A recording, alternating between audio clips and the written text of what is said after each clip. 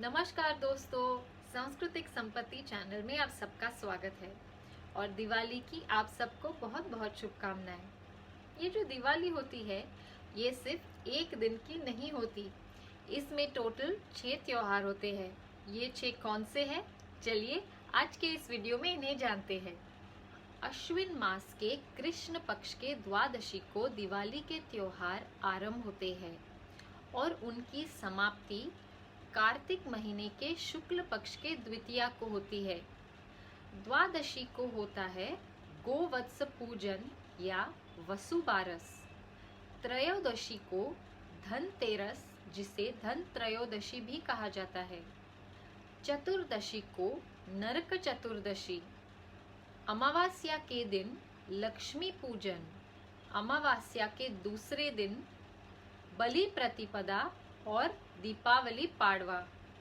द्वितीया को भाई दूज मनाई जाती है। अब चलिए इन त्योहारों के बारे में जानते हैं। पहला त्योहार है गोवत्स पूजन या वसुबारस। इस दिन पे हम गाय और वासरू इन दोनों की एक साथ पूजा करते हैं। अगर आपके घर में गाय और वासरू ना हो तो इन दोनों की मूर्ति की पूजा की जाती है। अगर आपके घर में गाय और वासरू हो तो उन दोनों की पसंदीदा चीजें उन्हें खिलाई जाती है। ऐसा माना जाता है कि गाय के पेट में 33 कोटि देव होते हैं, तो गाय को खाना खिलाना मतलब उन 33 कोटि देवों तक भी वो पहुंचता है और उनकी आशीर्वाद की विनती हम करते हैं। पर गाय और वासरू इनकी पूजा क्यों की जाती है? क्योंकि गाय ये संपूर्ण मातृत्व का प्रतीक है। गाय का दूध बहुत ही पौष्टिक होता है और उसके हम कितने सारे पदार्थ बनाते हैं। गाय का गोमूत्र और शेण के भी बहुत उपयोग है, इसीलिए हम अपनी माँ के बाद गौ माता को मान देते हैं। जिन परिवारों का आर्थिक उत्पन्न गाय के ऊपर निर्भर है, वो दूध, दही, घी के उत्पादक है। उन परिवारों में इस दिन पे गाय के दूध से बना किसी भी पदार्थ का सेवन नहीं किया जाता और वो उस गाय और वासरू को अपनी कृतज्ञता पूजा के रूप में व्यक्त करते हैं कि हमारे व्यवसाय पे ऐसे ही आपका आशीर्वाद बना रहे, ऐसी विनती करते हैं और वो अपने परिवार के बच्चों की लंबी आयु की प्रार्थना भी करते हैं। दूसरा त्योहार है धनतेरस। धनतेरस या धन त्रयोदशी ये नाम भगवान धन्वंतरी से आता है।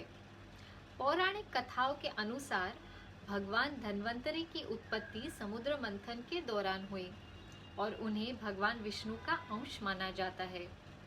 उन्हें देवों का वैद्य भी कहा जाता है क्योंकि वह आयुर्वेद के ज्ञानी है। इस दिन पे भगवान धन्वंतरी की पूजा करना मतलब हमारे शारीरिक स्वास्थ्य की विनती करने जैसा है। अगर हम स्वस्थ और रोग मुक्त रहेंगे तो हम हमारा व्यवसाय और हमारा कर्तव्य उचित तरीके से कर सकते हैं। जैसे कहते हैं ना, हेल्थ इज वेल्थ। धनतेरस के दिन कई परिवारों में घर के धन संपत्ति की पूजा की जाती है। इसके पीछे का कारण ये है कि घर में जो धन संपत्ति है उससे जीवन में स्थिरता आती है, तो उसकी पूजा करना मतलब उसका आभार व्यक्त करने जैसा है। कई परिवारों में नया सोना, चांदी या पीतल की चीजें खरीदने का भी रिवाज है। इसके पीछे का कारण ये है कि ऐसे ही नया धन प्राप्त करने की क्षमता हमें बनी रहे। और कई परिवारों में धनतेरस के सुबह झाड़ू की पूजा की जाती है।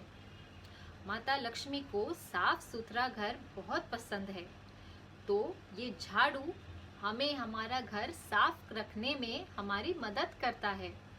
इसीलिए झाड़ू की पूजा करने से माता लक्ष्मी प्रसन्न होती है। हमारी संस्कृति कितनी खूबसूरत है ना कि हम झाड़ू की भी सम्मान से पूजा करते हैं। अगला त्योहार है नरक चतुर्दशी। नरकासुर नाम का एक राक्षस हुआ करता था। उसकी वजह से उसकी प्रजा बहुत ही त्रस्त और पीड़ित रहती थी। वो स्त्रियों को हवस की भावना से देखता था और उसने 16,000 स्त्रियों को अपने कैद खाने में रखा था। फिर एक दिन प्रजा ये समस्या लेके भगवान श्री कृष्ण के पास गई। फिर भगवान श्री कृष्ण और सत्यभामा ने नरकासुर का वध किया और उन 16,000 स्त्रियों को रिहा किया। नरकासुर का वध होने के बाद प्रजा बहुत खुश हुई थी और उन्होंने पूरे शहर में दीप लगाए। फिर हुई ना victory of good over evil. ये जो इविल या नेगेटिव भाव होते हैं ये हमारे मन में भी होते हैं, जैसे आलस, अहंकार, क्रोध। ये जो नेगेटिव भाव होते हैं ये हमारे आध्यात्मिक विकास के मार्ग पे विघ्न पैदा कर सकते हैं। तो इस दिन पे ये नेगेटिव इमोशंस का हमें विनाश करना चाहिए। अगला त्योहार है लक्ष्मी पूजन। इस त्योहार को देश भर में बहुत ही उत्साह से मनाया जाता है। बिजनेस कम्युनिटी में इस दिन पे नए अकाउंट्स बुक्स की पूजा की जाती है और उसमें लाल स्याही से लिखा जाता है, क्योंकि लाल रंग हमारे संस्कृति में बहुत ही मंगलकारी और शुभ माना जाता है। इस दिन पे माता लक्ष्मी की पूजा की जाती है, लेकिन अन्य देवी देवताओं की पूजा करना भी जरूरी है। जैसे माता लक्ष्मी की पूजा करने से हमें धन संपत्ति का लाभ मिल सकता है, लेकिन उस धन संपत्ति को बनाए रखने की सद्बुद्धि हमें गणेश जी देते हैं। हमारे व्यवसाय, हमारे काम में हमेशा से हम सही निर्णय ले और सही रास्ते पे चले, ये शिक्षा हमें माँ सरस्वती देती है। कोई भी शुभ कार्य आरंभ करने से पहले हम कुल देवी कुल देवता को याद करते हैं। इस दिन पे भी हमें कुल देव को याद करना चाहिए, क्योंकि ये जो हमारा व्यवसाय, हमारा काम होता है, ये हमारे परिवार के पालन पोषण का जरिया होता है। तो उस पे कुल देव का आशीर्वाद बने रहना जरूरी है। और हमारे गुरु को भी याद करना चाहिए, क्योंकि गुरु के मार्गदर्शन के बगैर हमारा जीवन अधूरा होता है। अगला त्योहार है दीपावली, पाडवा और बलि प्रतिपदा। इस दिन से नया साल आरंभ होता है। ऐसा माना जाता है कि राजा बलि के वक्त प्रजा बहुत सुखी थी। वो असुर था, लेकिन एक अच्छा राजा था।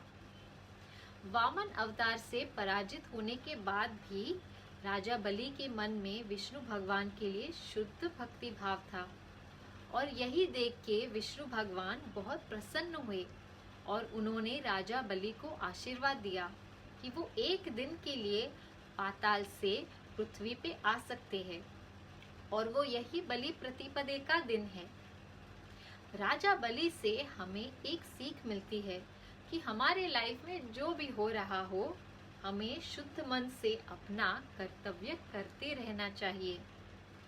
और ये नया साल का पहला दिन हमें नई उम्मीद भी देता है।